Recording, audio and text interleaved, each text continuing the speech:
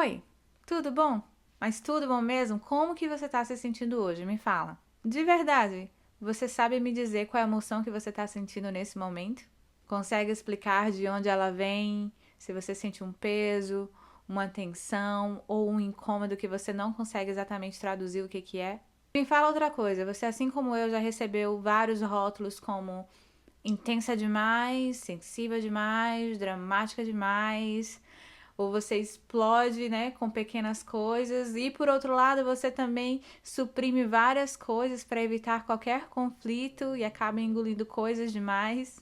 Bem, eu conheço esse lugar e hoje eu quero te mostrar o caminho que me ajudou a sair dele.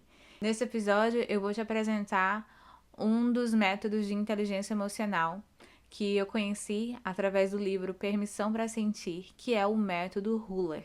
E foi só a partir desse método que eu comecei realmente a conseguir me expressar de forma verdadeira e com segurança. Vamos comigo então desvendar o método Huller e sair daqui desse episódio com mais inteligência emocional? Olá!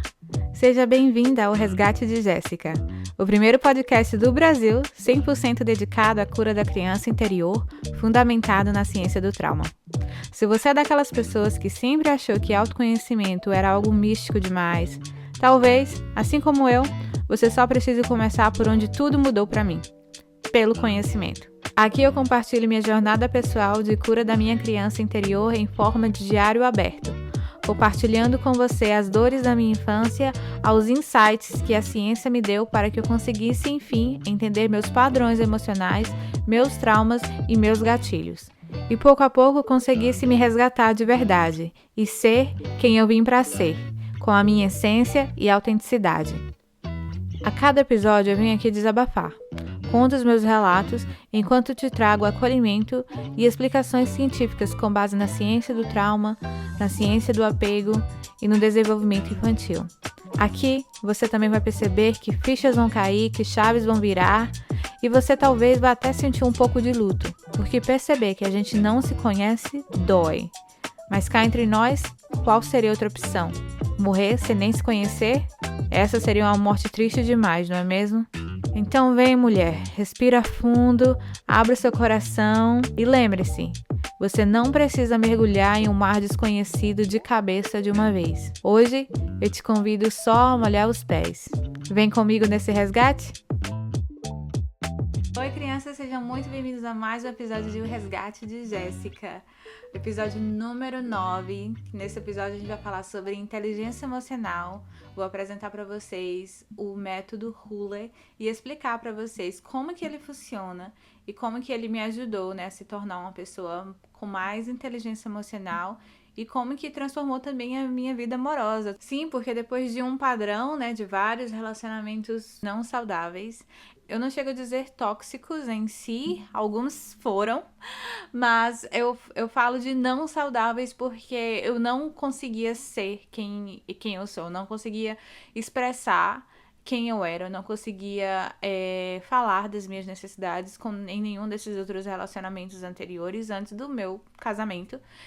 E obviamente, né, relacionamento requer duas pessoas, então eu também hoje consigo ver que tinha minha responsabilidade nessa questão, porque eu realmente não me conhecia, e então eu entrava realmente nesses ciclos de, tipo, tentar não externar as minhas necessidades, tentar ao máximo não externar os meus desconfortos, as coisas que eu não estava feliz, porque eu tinha medo que se eu falasse alguma coisa, a pessoa ia me abandonar, a pessoa ia terminar o relacionamento, então eu ia suportando tudo que eu podia, né, tipo, fingindo que não via, fingindo que não tava, que tava satisfeita, né, fingindo que não tinha nenhum desconforto, que não tinha nada me incomodando, para tentar ao máximo manter a paz, né? Mas na verdade a paz ficava ali pairando, né? Mas na verdade por dentro eu estava em guerra, né?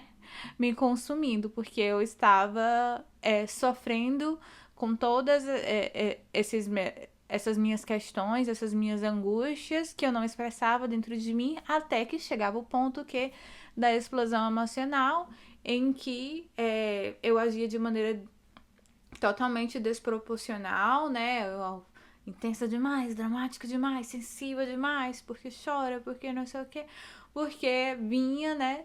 Vinha desse lugar de que já tinha acumulado muitas coisas, então realmente parecia algo desproporcional, né? E eu sempre ali tentando. E também sempre com medo, né? Mesmo ao expressar, depois sempre veio aquele medo de que, nossa, então agora a pessoa vai me abandonar, então agora é o momento do término e etc, né? Então, sempre aquele conflito de eu achar que se eu expressasse as minhas necessidades, eu ia estar afastando a pessoa de mim, né? E então, vamos lá, vamos começar. O que é o método Huller? O método Huller, eu aprendi, na verdade, eu entrei em contato pela primeira vez, né, com o método Huller através desse livro.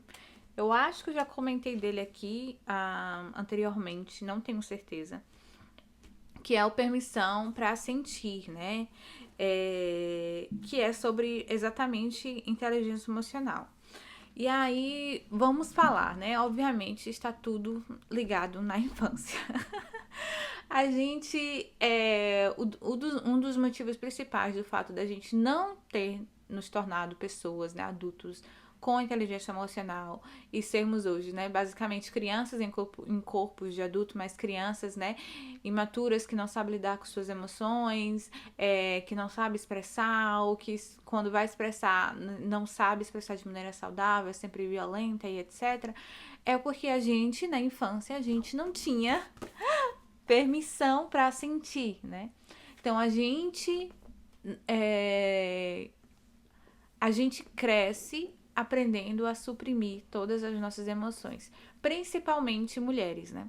Sim, porque os homens, né, ainda aprendem a expressar a raiva, por exemplo, né? Mas também, de novo, de um lugar que não é saudável, ou seja, a gente vai ter pessoas, homens, né, que tendem a ser mais violentos justamente por esse incentivo de externar a raiva de maneira violenta. E então a gente fica nesses polos, né? Mas meu foco hoje, né, é conversar aqui com vocês, então eu vou estar dando mais os meus exemplos mesmos. E então, né, o autor do livro, ele começa justamente falando da infância dele, né? Ele vai começar falando da infância dele, de como que uma pessoa que foi drástica, né, na história de vida dele, na biografia dele, que é um tio, né, que ele pela primeira vez, o tio pergunta como que você está se sentindo,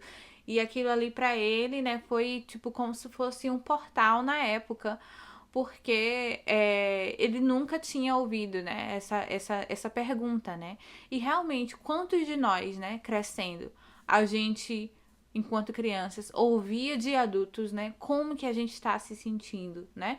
E se eu perguntasse quão receptivo, né, as pessoas ao nosso redor estariam dispostas a ouvir de uma criança, eu estou com raiva, por exemplo, né?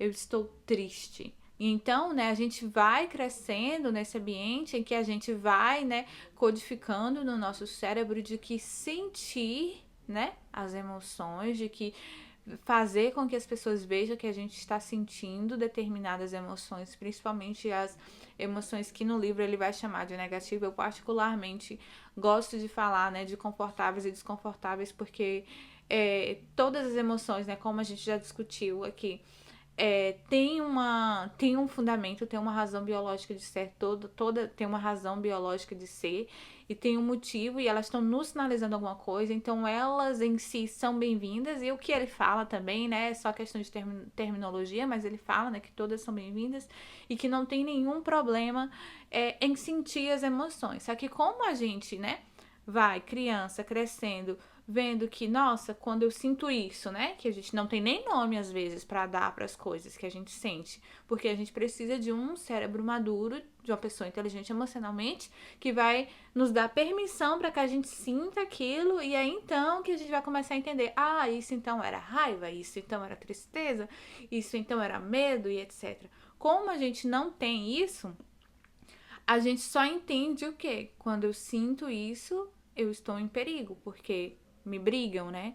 Me falam, não não pode isso, não pode aquilo, né? Porque a gente tem que estar, enquanto criança, que é sempre bem comportada, feliz. Não pode também ser feliz demais, não pode ser alegre demais, no sentido de que vai pular, né? Que vai quebrar as coisas. Não pode, não pode. Tem que ficar quieto ali, né? Como se fosse um enfeite, né? Tipo, parte da decoração, né? Tipo, menos barulho possível, etc. Com expectativas todas irreais, né? Mas então, voltando, né? Então, primeira questão é isso. A gente não teve, eu acho esse nome incrível, a gente não teve permissão para sentir, né? Então, a gente vai crescendo sem realmente entender, muitas vezes, o que a gente está sentindo, ao ponto de que a gente vai chegar na nossa vida adulta com essa confusão, assim, sem realmente, às vezes, conseguir entender o que a gente está sentindo, né? E aí, o método Ruller, né, RULER, né, é um acrônimo para 5 palavras, né, que são as 5 etapas da inteligência emocional, né, que ele vai trazer, né, nesse contexto. E aí as 5, né, são reconhecer, né, no caso reconhecer a emoção, a gente precisa reconhecer, entender, né? A gente precisa entender o que aquela emoção está querendo nos dizer, a gente tem que entender a causa da emoção, o que ela, né? Qual a interpretação que a gente pode fazer sobre aquela emoção, porque cada emoção vai ter uma interpretação diferente, não só pelo motivo em si, mas também por conta da nossa individualidade enquanto seres humanos. Então, cada pessoa vai, talvez, ter um entendimento diferente para com determinada emoção. Aí, a terceira, né, é nomear. Então, a gente precisa, reconhecer que eu estou sentindo algo. Com base nisso, a gente vai dar nome àquilo ali. A gente vai dar nome àquela emoção. E aí, depois, vem expressar. Como que a gente vai expressar aquela emoção? Porque, sim, todas as emoções são dignas de serem expressadas. Não tem problema nenhum nisso. O problema é porque normalmente a gente não aprendeu, então a gente age, né, de maneira que é desproporcional ou, né, violenta, agressiva. E por último, regular. Ok, eu reconheci que a emoção tá vindo, eu entendo ela, eu dou nome para ela, eu expresso ela, ok? Agora, como que eu consigo me regular? Trazer meu corpo de volta, né, para o lugar da homeostase, trazer para aquele momento de equilíbrio, né? Normalmente falando aí dessas emoções que são desconfortáveis de sentir. Então, todas elas vão surgir com esse propósito de nos avisar, de nos dar alguma indicação que vai garantir a nossa sobrevivência de alguma forma. Então, por exemplo, o medo é óbvio, né? É o quê? É um fator protetivo. Quando a gente está com medo, a gente sente o medo, o que a gente está sendo sinalizado é de que algo aqui é perigoso, a gente precisa se proteger, vamos buscar formas de nos proteger, né?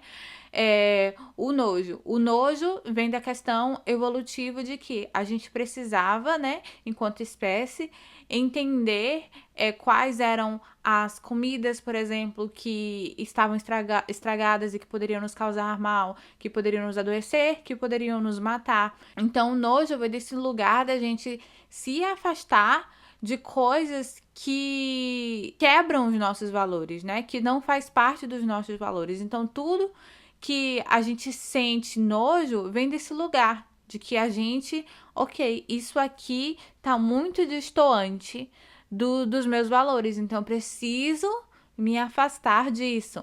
Alegria é o quê? Pra gente, alegria é o quê? A gente já falou também sobre isso, né? Uma das necessidades do cérebro, uma das buscas do nosso cérebro é por prazer, né? Então, a alegria, né, vem desse lugar da gente tentar, né, reforçar os comportamentos que vão gerar na gente bem-estar, que vão fazer com que a gente busque e construa, né, tipo, laços sociais com outras pessoas, dá essa sensação de pertencimento, de que a gente faz parte de algo, de que a gente faz parte de uma comunidade. Então, todas essas emoções, elas têm um propósito evolutivo. que é um fator de proteção. Então, a gente precisa sentir elas, precisa estar atento a elas, né? Não tem nenhum problema nisso em si. O problema só vem quando a gente se torna disfuncional com essas questões, que é o que a gente tá lutando aqui para tentar desfazer, né? Que é essa disfunção de que a gente não sabe sentir, não sabe reconhecer, não sabe o que tá sentindo, não sabe o que fazer com o que sente. Então, vamos lá aprender, né? Como eu falei, né? A primeira etapa do método Hula é reconhecer. E como a gente já falou milhões de vezes aqui, por que reconhecer é importante, gente? Reconhecer é o que faz com que a gente não haja no automático. Quando a gente consegue reconhecer a emoção, né, quando ela está surgindo, quando ela dá sinais físicos, né, quando a gente aprende a observar. E como eu falei, não é que você vai, nunca reconheci nada, aí amanhã, só porque você ouviu, você já vai aprender a reconhecer. Não, mas o fato de você saber essa informação vai te permitir que você, quando estiver em certas situações, comece a prestar atenção. Então, o fato de você estar ouvindo isso agora vai fazer com que amanhã, quando você se passe numa situação em que você vai se sentir raiva, que você vai se sentir triste, que você vai se sentir com medo, você consiga observar os sinais no seu corpo. Eu já falei aqui para vocês do meu exemplo de uma situação em que eu estava trabalhando e que uma determinada pessoa, né, eu sentia um desconforto. Tipo, eu falava, meu jeito era assim, meu santo não bate com dela, né, gente? Você fala assim, meu santo não bate com dela. Ai, não sei, não me sinto bem quando ela tá lá. Ai, não gosto dela, sabe? Tipo, nunca, nem conheço a pessoa direito, mas não gosto dela. E trazendo isso, né, pra psicoterapia, a minha psicóloga na época, né, ela foi falando assim, Jéssica, na próxima vez que você estiver com ela no mesmo ambiente, tente observar o que você está sentindo no seu corpo. E aquilo ali foi a virada de chave, porque eu fui perceber que meu coração estava acelerado. Não fazia sentido nenhum meu coração acelerar ao ver uma pessoa, simplesmente porque eu não gosto, simplesmente porque meu santo não bate com dela e etc, né? Aí investigando mais, não foi uma sessão nem duas, a gente investigando mais, fomos tentar descobrir que sentimento era esse, né? E aí, olha, o coração acelerado, as mãos esfriavam e etc, né? E aí era o quê? Era medo. Eu estava sentindo medo daquela pessoa, da minha colega de trabalho. E entender que era um medo, a gente vai se perguntar, mas por quê, né? Aqui a gente está no ambiente, é uma colega de trabalho, está com, né? Ela não apresenta nenhum risco à minha vida nesse momento, estamos todos aqui trabalhando. O que é? Então, a partir do momento que eu consigo ter essa noção, né? Vamos tentar investigar, sim, porque eu estou gerando esse medo, mas eu já consigo também mostrar pro meu corpo que, ei, não tem por que ter medo agora, né? Porque, a gente tá aqui nesse ambiente, somos colegas de trabalho e tal. Esse medo que você está se sentindo é de alguma memória provavelmente implícita de algo que aconteceu no passado, mas que nesse momento agora você não está em perigo. Ela não tá com uma faca, ela não tá com um revólver, ela tá do outro lado, ela tá trabalhando, ela tá focando em outras coisas, sabe? E então, isso vai te dando ferramenta de você conseguir dar esse primeiro passo, né? Que é reconhecer. Reconheceu a emoção? Então a gente agora vai para o próximo passo, que é entender. E aí, entender, né? Eu vou trazer aqui o livro, né? Do Mark, porque ele mesmo vai falar que entender é uma das etapas mais difíceis desse método. E aí ele vai falar, né, que a palavra que vai fazer com que a gente comece a tentar abrir essa caixa de Pandora, né, que ele mesmo fala, é se perguntar por quê, né? Por que esse sentimento, né? Por que você está se sentindo esse sentimento nessa situação? Não aquele outro, não aquele outro. Por que esse? E por que agora? Porque nesse momento. Aí ele fala, né, que entender as emoções, né, começa a partir do momento em que a gente passa a nos fazer essas perguntas, né? Por que eu tô me sentindo desse jeito, né? O que tá na raiz desse sentimento? O que tá nos causando aquilo? Que foi como eu falei, né? Nesse exemplo da minha colega de trabalho, né? Eu comecei a tentar me perguntar né, o porquê. Por que que eu tô sentindo medo dessa pessoa, né? Tem algum motivo. Então a gente precisa tentar olhar pra dentro. E é realmente muito difícil, porque como eu falei, como a gente não teve acesso à inteligência emocional, a gente não aprendeu, a gente hoje fazendo isso requer muito esforço mesmo, né? Pra gente poder realmente constatar o que pode ter sido. Eu, nesse exemplo, eu confesso que eu nunca consegui realmente chegar no porquê exato, né? Do porquê eu senti aquilo. Eu, né, tinha alguns exemplos, né? Cheguei a algumas conclusões. Por exemplo, eu sentia um ar de julgamento do jeito que ela estava, né, conversando comigo, quando ela vinha conversar. Era uma coisa meio... Quem é de Seattle vai entender, né? O famoso passivo-agressivo, que o pessoal, né, tem a fama, né? O pessoal de Seattle tem essa fama de ser passivo-agressivo.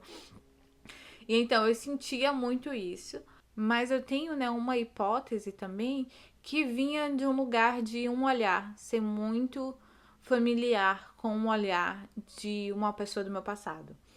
E mas isso é uma coisa assim meio superficial, mais de um sentimento mesmo. Mas não necessariamente precisa ser. E aí eu vou dar um exemplo, né, de um episódio que eu acho que se encaixa perfeitamente em todas as etapas do Hula, que como eu falei, foi dos relacionamentos. Quando, né, eu comecei, né, a namorar o meu esposo, antes de começar a namorar, eu já tinha feito uma decisão. Eu tinha saído de um relacionamento que eu tinha terminado. A primeira vez que eu tinha terminado um relacionamento, eu nunca tinha terminado nenhum relacionamento, só pra vocês terem ideia. Então eu ficava até a pessoa desistir. E aí, pela primeira vez, eu terminei um relacionamento. Quando eu terminei esse relacionamento, na verdade, eu decidi que eu não iria mais entrar em nenhum relacionamento que eu não pudesse ser eu mesma. E aí, essa sensação foi de um contexto assim, eu nem tava, né, muito estudando inteligência emocional, nem nada. Foi de algo mesmo assim que acho que veio do amadurecimento mesmo. Porque eu senti que eu estava realmente tendo todos os relacionamentos iguais, todos os relacionamentos eram iguais, todos iguais. Então eu sentia sempre que eu me doava mais do que a pessoa, que eu me sacrificava mais, que eu fazia de tudo e que eu não sentia amada do mesmo jeito, sabe? E aí, quando eu saí desse relacionamento, primeiro eu não quis relacionamento, não queria, não, eu estava ativamente procurando relacionamento, mas eu decidi, no próximo relacionamento que eu tiver, eu vou ser o mesmo do começo. E foi nesse momento, né, que eu conheci meu esposo. Quando eu conheci meu esposo, uma das primeiras coisas que aconteceu, né, eu já tava nessa vibe, eu vou ser eu mesma, então eu já tava muito mais autêntica, tipo aquelas coisas de joguinhos, né, que antes, tipo, mandou mensagem, não posso ser a primeira, eu tenho que, né, tipo, esperar, eu parei tudo, se eu sentia vontade de mandar mensagem, eu mandava, se eu não tava afim de responder na hora, eu não respondia, então todas aquelas regras que eu tinha, eu fui quebrando assim. Nisso aconteceu de que a gente ia se encontrar em determinado dia, né? E no dia anterior a gente estava conversando por mensagem à noite. E aí, conversando mesmo, né? Aquela coisa de namoradinho, né? No começo de namoro. Então, ficava mandando mensagem, outro respondia, mandando mensagem, eu respondia. Eu mandei a última mensagem e era uma pergunta. E ele não me respondeu. E a gente ia sair, já tinha combinado, né? Anteriormente, que a gente ia sair no dia seguinte, de manhã, X horário, né? Era às 11 da manhã, eu lembro. 11 da manhã. Quando ele não me respondeu a mensagem à noite, eu imaginei, aconteceu alguma coisa, né? Tipo, a pessoa não me respondeu. E aí eu fiquei, se ele dormiu, ele vai mandar mensagem amanhã de manhã. E aí ele acordou e ele não mandou mensagem. E eu aqui, ó, bem Jéssica, antes de... bem Jéssica no padrão, assim, tipo, com muito chateada, não queria mandar mensagem, não me arrumei, porque eu falei, ele tem que avisar, porque não me respondeu a mensagem, e aí, tipo, não vai me ligar, então eu achei que, tipo, que aconteceu alguma coisa que ele não ia, e era começo de namoro, né, e tal, e eu bem com minha birra, muito lá, assim, tipo, muito chateada, né. Até que foi dando 10h30 e eu tinha que estar lá 11 horas, eu falei, ok, vou ligar. Liguei. E aí ele super normal, falando comigo super normal. Aí eu, sem entender nada. Porque na minha cabeça era muito óbvio que, tipo, como assim a pessoa não respondeu minha mensagem? Como assim a pessoa simplesmente achou que eu ia sem ela ter respondido a mensagem, né? Porque ele tava literalmente no caminho pro lugar, achando que ia me encontrar em 30 minutos. E aí eu, não, eu tô em casa, você não me respondeu a minha mensagem, eu achei que ia acontecer alguma coisa, você não me confirmou. Ele, mas a gente não confirmou ontem. Eu falei, tipo, confirmou, mas a gente tava conversando, você não respondeu. Vamos resumir, né? Me arrumei e fui. E aí, ainda bem que eu tive essa oportunidade de me regular, né? Nesse caminho até me arrumar, porque aí eu me atrasei, obviamente fui me arrumar, tomar banho e tal, pra chegar lá no local onde a gente ia se encontrar. E aí eu falei, já esquece a oportunidade. Você falou que você ia fazer as coisas diferentes. Você não gostou disso que aconteceu, de ele não ter respondido sua mensagem. Você achou, né, tipo, um desrespeito, né, de ele não ter confirmado e tal. E achou super estranho o fato dele agir naturalmente no dia seguinte, indo sem ter a confirmação, né, da mensagem. E daí, então, né, eu decidi que essa ia ser minha oportunidade. Tipo, eu vou externar isso quando eu chegar lá. Eu não vou deixar passar. Mesmo, né, a gente estando, tipo, no começo de relacionamento e tudo, eu falei, não, eu vou externar. A gente chegou no lugar, ele chegou super normal, assim, sorrindo, feliz e tal.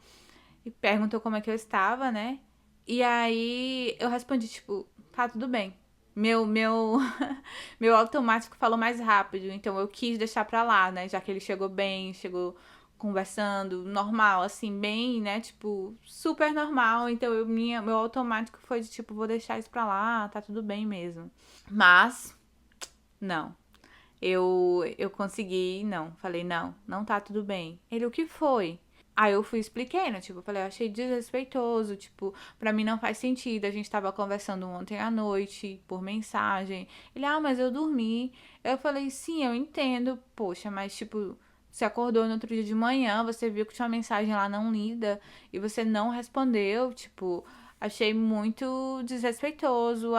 Quando você age assim, eu sinto como se você não estivesse se importando, não sei o quê. E aí veio, né, a virada de chave, sabe? Aquele momento, tipo, eu nunca passei dessa fase, porque eu nunca tinha falado isso, né? E quando eu externava minhas coisas nos meus antigos relacionamentos, eu nunca ouvi tipo assim, uma, uma responsabilidade, sabe? Eu nunca ouvi a pessoa realmente assim, não, vamos, o que é que a gente tem pra solucionar, né? Porque, né? Ele ouviu tudo e aí, não, você tá certa, realmente, né? Tipo, vacilei e tudo. Mas aí ele falou, olha, eu vou te confessar, eu sou péssimo com mensagem. Eu não gosto de mandar mensagem, não é só com você, é com qualquer pessoa. Eu sou péssimo com mensagem, eu durmo muito fácil, o que é verdade. Eu durmo muito fácil, então eu me distraio mesmo, assim, eu não consigo ficar engajado. O que eu posso fazer, né, tipo, pra poder melhorar? Porque realmente mensagem é uma coisa muito difícil pra mim. E aí eu falei, eu não sei, tipo, só não gostei, né? Tipo, achei desrespeitoso e tal. Continuei falando como que eu tinha me sentido. Aí ele, deixa eu te perguntar, e se eu te ligasse em vez de mandar mensagem? Se a gente se ligasse em vez de, tipo, de falar as coisas por mensagem? A gente se liga, conversa tudo, porque aí não tem, né, essas ranhuras, não tem esses ruídos na comunicação. E se a gente precisar falar a mesma coisa, a gente se liga novamente. Eu acho que pra mim funcionaria melhor. O que você acha? Gente, naquele momento minha cabeça assim, ó, explodiu assim, porque eu nunca tinha chegado nessa fase, sabe? Eu conversar alguma coisa, eu expressar o que eu tava sentindo, meu desconforto, e a pessoa, eu te entendi, faz sentido o que você falou, como que eu posso, né? Como que a gente pode resolver isso, né? E de uma maneira tranquila, sem julgamento, sabe? Sem ficar se defendendo, justificando. Aquilo ali foi nem sei dizer, né? Tipo, não era alívio. Eu procurando as palavras para descrever meus sentimentos. Porque a gente não tem, né, vocabulário. Foi uma sensação de tipo assim, nossa, existem pessoas, né? Porque era isso que tava, o quê? Era isso que tava registrado no meu cérebro, né? Melhor não externar nada, melhor não falar nada. Porque quando você fala, você se expressa, as pessoas te abandonam, as pessoas vão embora, né? Era isso que tava registrado no meu cérebro. Quando eu falo, eu externo, e não só ele não vai embora, mas ele, eita, vamos resolver isso aqui? Eu tô junto com você nessa, sabe? Então, eu falei, nossa, gente, existem pessoas que a gente pode expressar os nossos sentimentos, sabe? Não é todo mundo que vai fugir, não é todo mundo que vai te abandonar. Então, isso dá aquela recodificada, né? Que eu sempre falo da neuroplasticidade, porque mostra para o meu cérebro que é seguro expressar. Eu não preciso ter medo, né? Tipo, é seguro. Não significa que todas as vezes que eu vou expressar, as pessoas vão falar sim. Não significa que todas as vezes que eu me expressar, ele até mesmo vai falar sim. Talvez ele discorde, etc. Mas significa que a gente, quando a gente tá, né? Quando a gente tá num relacionamento em que as duas pessoas têm maturidade emocional, a gente pode se expressar. A pessoa pode ouvir, a gente vai tentar resolver ou a gente vai tentar argumentar. Não precisa significar que aquilo ali vai gerar um conflito, né? Não precisa ser um conflito o fato da gente expressar as nossas necessidades emocionais, da gente expressar os nossos desconfortos em relacionamento, em qualquer coisa que seja, sabe? E aí, isso pra mim foi crucial. Então, vejam, né? Eu fiz, né, o reconhecimento, porque lá, né, naquele momento, quando ele não me respondeu a mensagem à noite, eu consegui perceber esse incômodo. Eu consegui, tipo, ver, né, que eu fiquei mais tensa, que aquilo tava gerando desconforto, que eu fiquei com raiva. Então, eu consegui fazer esse reconhecimento. Isso aqui não tá legal, né? Isso que tá acontecendo, não gostei, né? Tá, foi desrespeitoso, não achei legal, tô chateada, não consegui dormir bem, né? Então, tipo assim, foi essa a primeira fase. Eu senti, mas eita, tô sentindo isso, reconheci.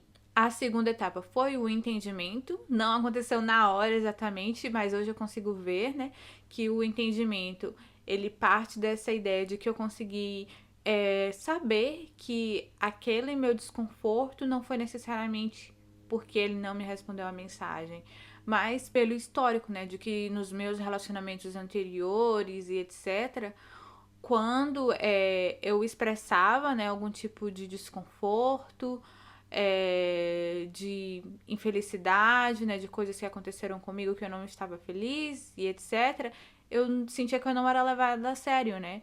Então eu só ficava magoada, ou quando eu escolhia reprimir, eu reprimia ao ponto de que eu explodia, e aí quando eu explodia eu era chamada de dramática, de sensível. Então, aquele evento em si não foi necessariamente pela mensagem, né? Mas foi por essa dor de saber que quando eu sentia alguma coisa, algum desconforto, eu não tinha capacidade, eu não podia me expressar. Porque se eu me expressasse, eu iria colocar aquele relacionamento a perder. Então, né, eu consegui fazer esse entendimento de que eu tava, na verdade, era com medo. Eu tava com medo de não ser levada a sério de novo. Eu tava com medo de externar e isso significar o fim do relacionamento, porque esse era o meu medo em todos os relacionamentos anteriores, era isso que eu senti em todos os meus relacionamentos anteriores, sabe? Aí entramos, né, a terceira etapa, que a gente não falou ainda muito aprofundadamente, que é nomear, né? Nomear é uma das coisas que a gente também sempre vai ouvir em qualquer coisa sobre estudo de trauma. Então, faz muito sentido que o nomear esteja também dentro dessa questão da inteligência emocional. Tem até, né, quem vai falar isso é o Daniel Siegel, que ele é psiquiatra e ele tem também um livro que eu li muito interessante, que é O Cérebro da Criança. Vários livros também. Mas ele fala de uma coisa que ele fala assim, name it to tame it. Que uma tradução literal seria mais ou menos nomeie para domar. Então, ele basicamente quer dizer que a gente só vai conseguir domar, né, dominar, a gente só vai conseguir ter controle de coisas que a gente dá nome. A gente precisa nomear primeiro para que então a gente consiga gerir, né, seja lá o que for. Aí ele vai falar isso tanto na questão do trauma. E aí o Mark, ele traz esse conceito também, né, para a questão da inteligência emocional, de que ele no livro ele vai até fazer assim várias coisas de como, por exemplo, tem sentimentos e coisas que existem em determinadas culturas e em outras não, e etc. É bem interessante, eu recomendo muito esse livro. Esse é um dos livros que são didáticos também, no sentido de que eu acho a linguagem coloquial para que qualquer pessoa consiga entender, assim como o da Nadine, que eu sempre recomendo aqui. Então, super recomendo Permissão para Sentir, tem várias coisas interessantes. Mas, voltando, né, ao nomear, então, nomear, gente, sempre dar nome ao que a gente está sentindo é sempre muito importante. Não desacreditem disso, sabe? Porque quando a gente dá nome, é como se aquilo ali passasse a existir, né? Como se aquilo ali passasse a existir pela primeira vez. E quando as coisas passam a existir, a gente consegue então realmente ter controle sobre elas. Duas coisas interessantes, né, sobre essa questão de nomear. Quando a gente nomeia, a gente ativa o quê? A gente já falei sobre isso também aqui, o córtex pré-frontal, que é essa parte do cérebro, né, da racionalidade, do raciocínio lógico, da razão, da memória e etc. Então, quando a gente dá nome para as coisas, a gente consegue trazer, né, da parte do cérebro que é responsável pelas emoções, né, o sistema límbico, e traz para o racional. Então a gente começa tipo assim a trazer para o concreto. Então sai desse campo meio abstrato às vezes, que a gente fica assim sem entender realmente, e consegue trazer aqui para o concreto. E quando a gente traz para o concreto, a gente reduz a ativação da nossa amígdala, que é o alarme, né? Que é esse alarme que avisa a gente perigo, perigo, perigo. Quando a gente traz para o córtex pré-frontal, ela desativa, né? Ela começa a desativar. Ou seja, a gente realmente consegue meio que trazer desse campo abstrato e colocar no campo da existência, no campo do concreto. E então, né, trazendo isso, né, pro exemplo que eu dei, né, sobre o meu relacionamento com meu esposo, né, porque eu estava namorando, quando eu faço esse entendimento, né, de que nossa, eu estou me sentindo desrespeitada, né, eu sinto que, tipo, que ele não teve consideração comigo, o fato dele não responder a mensagem, ou até o fato mesmo dele ter dormido durante a mensagem, ou o fato dele simplesmente no outro dia acordar e achar que tava tudo bem, não, tipo, poxa vida, não acredito que eu não vi sua mensagem, né, bom dia, desculpa, acabei dormindo, alguma coisa.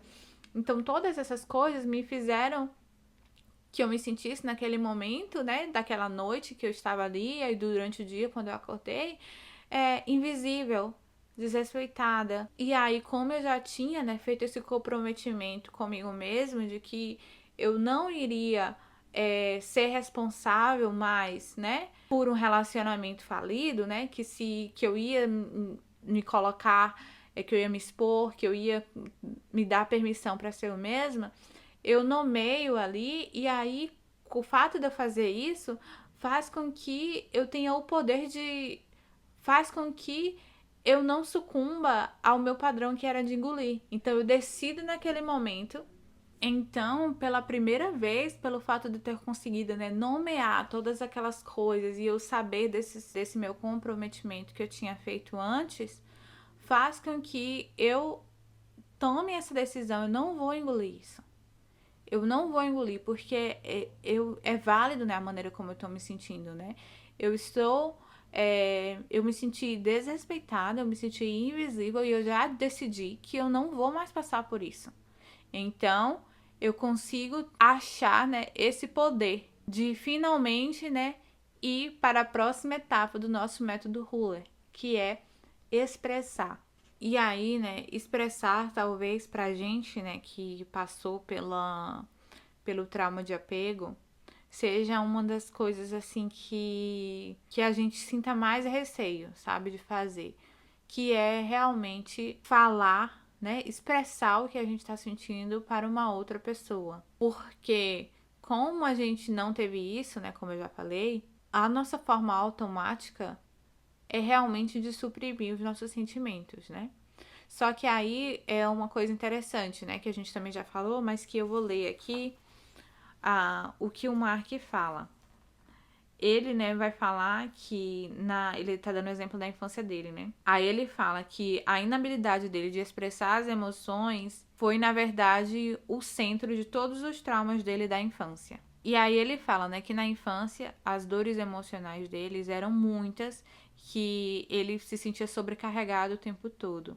Mas que, em sua grande maioria, todas essas coisas que ele passou, todas essas dores, eram coisas de que ele sabe que ele poderia contar com a ajuda dos pais e dos professores. Mas aí ele termina o parágrafo com essa frase poderosa, né? Ele fala: se ao menos eu tivesse sentido liberdade de dizer o que eu estava sentindo. Não dói, gente, ouvir isso, né? Ai, eu tenho vontade de chorar. Porque realmente, quando a gente olha pra trás e a gente pensa, né, nas coisas que a gente passou, né? Porque eram dores nossas, intensas, muitas dores, certo? Mas que a grande maioria delas, a gente teria com quem contar. A gente teria, sim, pessoas que ajudariam a gente. O problema era, a gente não se sentia seguro para contar. A gente não tinha essa liberdade. E aí, de novo, quando a gente fala de não ter a liberdade, não tem necessariamente a ver com o fato, né, da pessoa dizer, né, do adulto dizer que você pode contar comigo, se você tiver um problema, você pode não. Não, gente, isso vem daquilo que a gente já falou, né? Vem do histórico. Então, a criança, ela precisa de um histórico de segurança. Ela precisa, para ela vir e abrir o jogo com você e contar algo grave, né, que aconteceu ou alguma coisa que tá doendo nela, ela precisa de que as coisas pequenas tenham sido validadas antes também, né? Então, por exemplo, pra mim, algumas coisas assim que eu vejo, nossa, gente, eu passei pela minha primeira menstruação sozinha, né? Então, eu sabia tudo que eu tinha que fazer e aí eu fiz, eu organizei tudo, eu contei depois que já tinha acontecido, que eu já tinha passado o dia todo, eu fui e comuniquei. Meu primeiro beijo, passei pelo primeiro beijo sozinha, tipo, uma coisa que foi pra mim, né, pra adolescente, nossa, beijei na boca, meu Deus! Mas passei por aquilo sozinha também, não tive, nem amigas eu tinha, porque eu, né, tipo, a priori fui considerada uma pessoa que beijou tarde, todas as amiguinhas já tinham passado pela fase, e aí eu fiquei sem querer contar, porque eu sentia que ninguém ia ficar feliz comigo, sabe? E eu achava que, né, pros adultos, né, ao meu redor, aquilo era insignificante. Na verdade, eu achava que se eu contasse, iam fazer pouco caso, ou não ia dar importância. Então, não tinha ninguém assim que eu falava, quem eu posso contar que vai, tipo, feliz, me conta mais, não sei o quê. Não tinha ninguém, sabe? E então, precisa vir dessas coisas, porque aí, depois, né, você não tem essa oportunidade. Quando você vai, sei lá, passou na faculdade, né, alguma coisa assim, você também não vai se sentir esse entusiasmo de contar.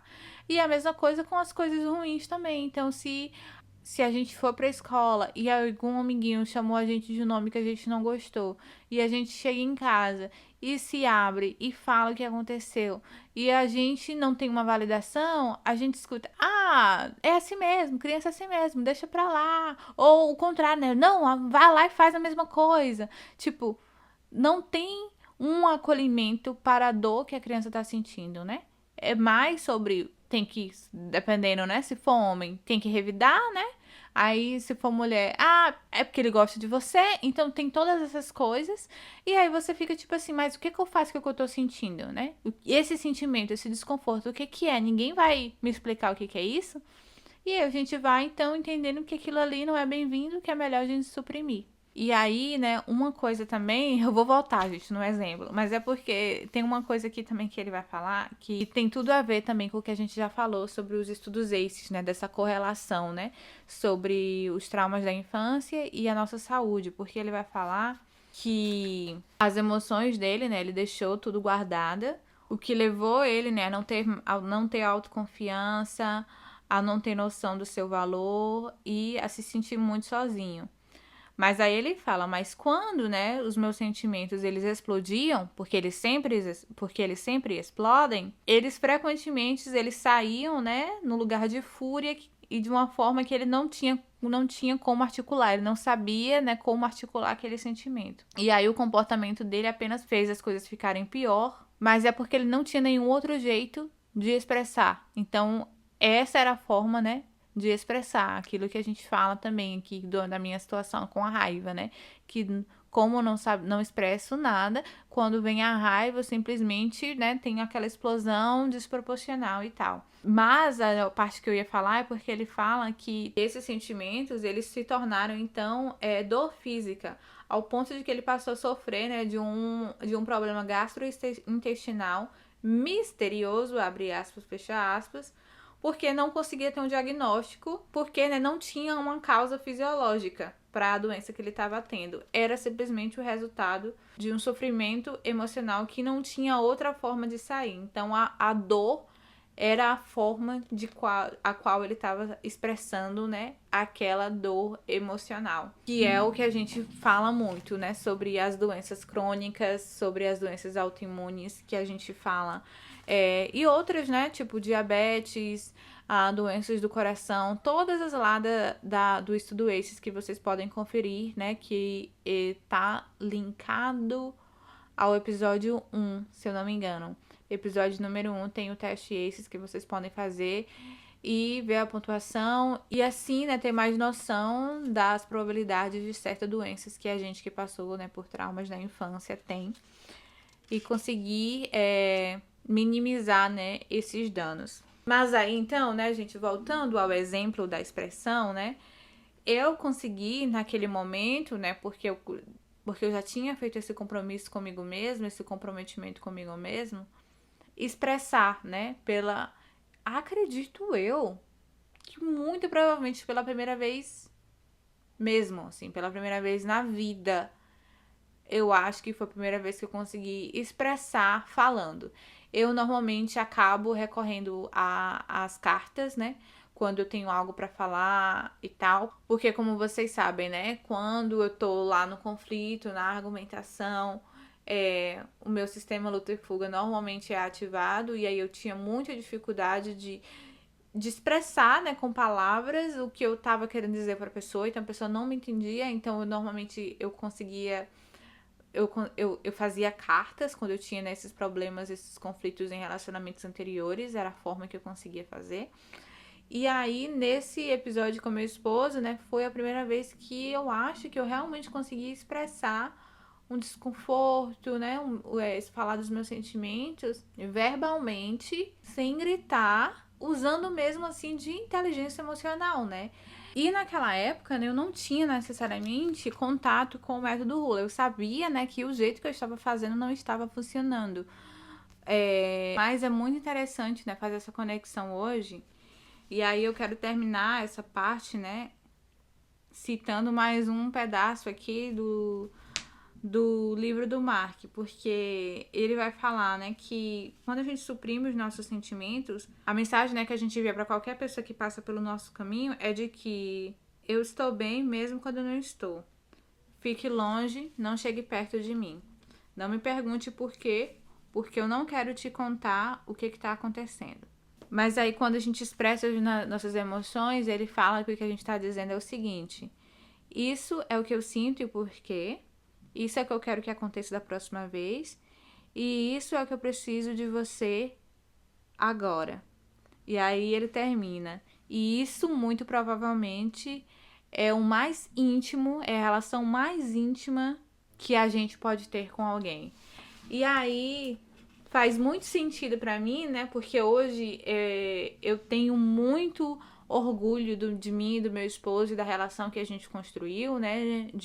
Do relacionamento mesmo, né? E aí, né, não tem como não fazer os paralelos com os relacionamentos anteriores, em que eu evitava me expressar, evitava falar o que eu sentia, evitava para poder ter uma relação, quando na verdade o que se constrói é uma relação saudável é justamente quando a gente tem essa capacidade de expressar o que a gente está sentindo, do outro ouvir, do outro também comunicar com a gente. Então, quando a gente evita o conflito, a gente está criando um conflito. Porque quando a gente tá, né, nesse padrão de que vou suprimir tudo que eu sinto, tudo que eu preciso de você, todas as minhas expectativas, para que não haja nenhum conflito, na verdade, o que a gente está criando é um conflito maior de todos, que é a ruptura desse relacionamento. Porque não vai ter relacionamento que vai se sustentar quando uma ou as duas pessoas naquele relacionamento não tem a liberdade de comunicar o que ela precisa daquele relacionamento, não tem a liberdade de expressar o que ela tá sentindo, não tem a liberdade de expressar os desconfortos dela, não tem a liberdade de comunicar as coisas que não estão indo de acordo com o planejado e etc. Mas isso eu só consigo ver hoje, com os olhos de hoje, de que, na verdade, a falta de inteligência emocional que nos falta, né, por conta da gente não ter sido criado por adultos cuidadores com inteligência emocional, afetam até na nossa vida amorosa, né? Como a gente vai se relacionar com as pessoas. Ao ponto de que a gente, às vezes, está em busca de algo né? A gente tem aquela ilusão de que a gente quer um relacionamento saudável e etc. Mas a gente só entra nos relacionamentos que contradiz isso. E a gente se auto-sabota nesse ciclo porque a gente quer um relacionamento saudável, quero ser quem eu sou e etc. Mas aí, pra caber no relacionamento, a gente deixa de ser quem a gente a gente não expõe nossas necessidades, a gente suprime as nossas emoções, o que, na verdade, é o que vai causar um relacionamento não saudável. E para encerrar o método Ruler, né, a última letra vem de regulação, que é aprender a regular a emoção, né? A gente também, com certeza, não aprendemos isso. E regulação, né, voltando ao exemplo, né, nesse caso, quando eu externei, né, quando eu expressei os meus sentimentos, né, pro meu esposo, e ele ouviu, entendeu, né, demonstrou estar tudo bem, não ficou chateado, não virou a cara pra mim, não saiu, não tentou se justificar, simplesmente não, ok? Como a gente faz agora, né? Como melhorar? Aquilo ali em si já foi fator regulatório, porque, como vocês sabem, né? A regulação emocional também, na infância, ela acontece a partir da corregulação. Então, a criança, para se acalmar, para sair de um estado que ela está desregulada emocionalmente, um adulto precisa estar regulado para então corregular com ela, né? Então a criança aprende assim, a criança aprende no exemplo. De novo, não tivemos isso? Então, a gente vai aprender agora, né? E aí, o fato, por exemplo, eu estava ali externando, expressando, com todos os meus sentimentos, né, de medo aflorado também, porque eu não sabia o que ia acontecer. Quando ele age daquela forma, automaticamente eu já começo a ser corregulada pela calma dele, né? Ele tá ali, normal, olhando pra mim, prestando atenção, conversando, eu vou automaticamente me corregulando. Mas obviamente mas obviamente a gente não precisa, né, de uma outra pessoa. Criança sim precisa, gente. Criança só vai aprender a se regular se tiver um adulto corregulando com ela. Mas depois que a gente vai crescendo, né, cada vez menos elas vão precisando e etc. Ao ponto de que a gente consegue, então, nos oferecer autorregulação. Não significa que a gente não vai mais corregular, porque é muito bom, né? Muito gostosinho, né? Você tá triste, alguém te dá um abraço, é muito legal quando você tá com raiva e alguma pessoa consegue chegar pra você com a calma dela e consegue te acalmar. Então, não significa que a gente não vai fazer mais corregulação, mas conforme a gente vai amadurecendo emocionalmente, a gente vai adquirindo ferramentas que vão nos ajudar a corregular. E aí vem outro R, né? Que é da respiração, né? A respirar, meditar, a mindfulness, seja lá, né? Técnicas de respiração, exercícios, né? De respiração. Então, isso em si é a coisa mais poderosa. Você vai ver em todos os estudos, em todos os livros, qualquer coisa que você for perguntar. Se você for perguntar agora o ChatGPT como autorregular, aposto que uma das coisas primeira vai ser alguma coisa relacionada à respiração. E então, mas aí vamos ao livro, né, pra gente poder usar aqui em embasamento. Eu quis adiantar logo, né, mas vamos então. Aí, da regulação, o Mark, ele vai falar, primeira coisa, ele vai falar de respiração mindfulness. E aí ele vai explicar, né, gente, isso tudo eu acho que todo mundo aqui já tá no mesmo barco, né? Vai falar que quando a gente respira, o nosso coração desacelera, a gente vai ficando menos tenso e etc. E que quando né, a gente está respirando, a respiração também ajuda a gente a resetar o nosso sistema nervoso autônomo, né? Que faz com que a gente ativa o parasimpático e iniba o simpático. Então tem várias ciências por trás, mas eu vou pular porque ele vai falar de várias coisas aqui, tem várias estratégias, inclusive legais. Depois talvez eu possa fazer um episódio só sobre estratégias de regulação emocional. Me deixem saber aí. Mas eu vou pular essa parte porque o que eu quero falar é sobre do momento meta. Ele que trouxe pra mim, eu não sei se eu acho que é dele esse conceito do momento meta. E aí a primeira coisa importante que ele vai falar sobre o momento meta, né? Ele vai falar que essa é uma das estratégias mais complexas, né, de regulação emocional, mas que também é uma das mais recompensadoras. Só que ele vai falar que tem um truque aí, né, tem uma pegadinha, no sentido de que para você realmente conseguir usufruir dos efeitos, você tem que primeiro conseguir ter controle das suas emoções. Então ele fala que talvez primeiro, né, você teve lá uma forte emoção, está no momento, né, de estar desregulado emocionalmente, então talvez você precise primeiro ir lá, respirar, dar uma volta, dar uma caminhada, para depois finalmente você conseguir usufruir do momento meta. E aí ele vai explicar que basicamente é uma pausa. O momento meta é uma pausa. E essa pausa vai ter 4 passos. Aí o primeiro ele vai explicar, né? Você tem que primeiro sentir que houve uma mudança. Se você, né, tá ativado e você, né, tava despreparado, você foi pego desprevenido por aquela emoção, ou você tá tendo um impulso, né, de dizer algo, de fazer alguma coisa que você acha que você pode se arrepender, vai haver uma mudança. Então vai ter uma mudança aí, ou vai ter uma mudança física, fisiológica, ou os dois. Então você vai ter que observar essa mudança, você vai ter que perceber, né, reconhecer que essa mudança aconteceu. Quando você sente que houve essa mudança, você vai pro passo 2, que é pare e pause. E aí ele vai falar que você vai ter que criar um espaço, né? Dar espaço, dar vazão àquilo que você está sentindo antes de você agir sobre.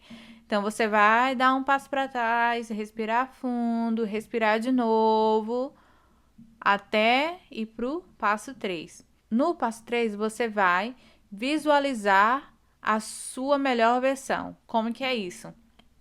Você vai imaginar a melhor versão de você mesmo. Qual que é a sua melhor versão? Você vai tentar pensar em adjetivos ou até uma imagem mesmo, né, de alguém que te ajude a enxergar essa melhor imagem de você mesmo com os máximos de detalhes. Ao fazer isso, você pode pensar, tipo, em sua reputação, como que você quer ser visto, como você quer que as pessoas falem de você, como você quer que as pessoas, né, experienciem estar perto de você. E o que você faria se alguém que você respeita muito estivesse te olhando naquele momento. Então, esse é o terceiro passo. Imaginar a sua melhor versão. Imagine todas essas coisas, né? Imagine se alguém que você respeita muito estivesse te olhando. A partir disso, vamos para o passo 4, que é criar estratégia e agir. E então, ele vai falar que nesse momento, né, você vai ter a capacidade de buscar, né, no seu kit de primeiros socorros, né, o que você deve fazer. E aí ele dá alguns exemplos, como, por exemplo, um diálogo interno positivo, né, que você realmente começar a conversar com você mesmo de maneira positiva, ou você reformular aquela situação. Então, por exemplo, se você já tá estressado e tal, daí você vai num café e a pessoa, você dá bom dia, dá um sorriso, e a pessoa, sei lá, te dá um bom dia seco e tal, dá o seu café errado, não era aquele, etc. Se você já tá naquele nível de estresse e você vê aquela situação, você pode ali naquele momento ter uma explosão emocional, né? Se você usa, por exemplo, a técnica de reformulação, que é essa que ele vai falar, que é de você, tipo assim, pensar, em vez de você pensar que a pessoa agiu daquilo ali por conta de você, né, porque você fez alguma coisa, porque ela não gostou de você, etc. Talvez a pessoa não tá tendo um dia legal, talvez a pessoa chegou atrasada no trabalho, talvez a pessoa foi demitida e esse é o último dia dela de emprego, talvez o cachorrinho dela morreu, vai saber. Então, essa reformulação parte do princípio de que nem tudo é sobre a gente. Então, às vezes, você não fez nada. realmente a gente acaba levando para o pessoal, mas não foi algo realmente que a gente fez.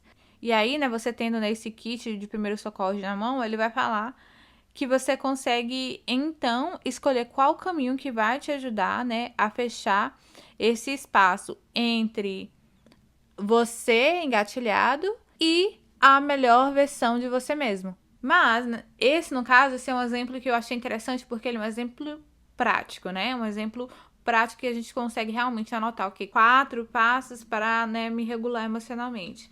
Mas aí, ele vai falar de coisas que a gente já falou também, obviamente, aqui. Que é sobre a saúde, gente. Não tem como a gente falar de regulação emocional sem a gente falar do cérebro, né? E aí ele vai falar que o cérebro, né? Ele que é essencial e a gente precisa cuidar dele com fatores que às vezes a gente acha que a gente não dá crédito. Aí ele vai falar o quê? De alimentação. Precisa de ter boa alimentação. Exercício físico e dormir. Dormir é outra coisa que eu quero trazer um episódio pra vocês também. Não sei se vocês sabem, mas eu também eu tô me formalizando, né, na área de consultora do sono. E aí eu tô pra formar em julho. Então eu tô cheia também de coisa sobre o sono, porque a gente não dá crédito ao sono, gente. É surreal. Sono é tão essencial e a gente não dá crédito pra tudo. Saúde mental, saúde física, não tem como ter saúde sem ter sono de qualidade. Me deixem saber também o que vocês acham de sono. Tem alguma coisa que vocês querem saber sobre sono? E aí, pra gente terminar, eu quero encerrar com essa frase que eu acho muito interessante do livro, porque, no geral, a gente quando tá nesse caminho, né, de cura, de autoconhecimento, de ganho de consciência das coisas, a gente fica com muita sede, realmente, porque a gente quer aprender mais, a gente quer melhorar, a gente quer o tempo todo, tipo, buscar, né, tipo, a nossa versão melhor, a nossa versão mais autêntica, etc. E aí ele fala o seguinte: assim como a gente precisa nos dar permissão para sentir, a gente também precisa nos dar permissão para falhar. E quando isso acontecer, a gente sempre pode tentar de novo. Respirar fundo de novo, visualizar a nossa melhor versão e começar do primeiro R de reconhecer, né? E são nesses momentos que a gente precisa de coragem para se desculpar e perdoar nós mesmos e perdoar as outras pessoas. E coragem, às vezes, também significa procurar ajuda profissional quando tudo mais falhar. A gente nunca vai terminar esse trabalho de ser a nossa melhor versão. Mas a recompensa vale a pena. Melhor saúde, melhor poder de decisão, melhores relacionamentos, melhor tudo. Ai, gente, então é isso. Espero que esse episódio tenha clareado para vocês algumas coisas, né, sobre a inteligência emocional. Me falem se vocês têm dúvidas, se vocês querem saber de mais coisas, se você tem perguntas. Fiquem à vontade para a gente discutir mais sobre isso. Por hoje é só. Fica mais uma vez aqui o convite para vocês acompanharem a gente nas redes sociais, no Instagram, @oresgatedejessica, e no TikTok, @oresgatedejessicapod, POD. Se você gostou desse episódio, se você gostou de algum outro episódio, eu te peço que você tire 5 segundinhos aí para avaliar o nosso podcast no Spotify. Se você não segue a gente, também clica no botão de seguir no Spotify ou no YouTube. E se você acha, né, que tá fazendo sentido as coisas que eu venho compartilhando aqui, se esse episódio fez sentido, envia pra alguém que você acha que também pode fazer a diferença, porque conhecimento é isso, a gente tem que compartilhar, né, gente? E pra finalizar, lembre-se sempre, gente, o conhecimento direciona, mas só o amor iluminará o caminho. Um beijo, me cheira.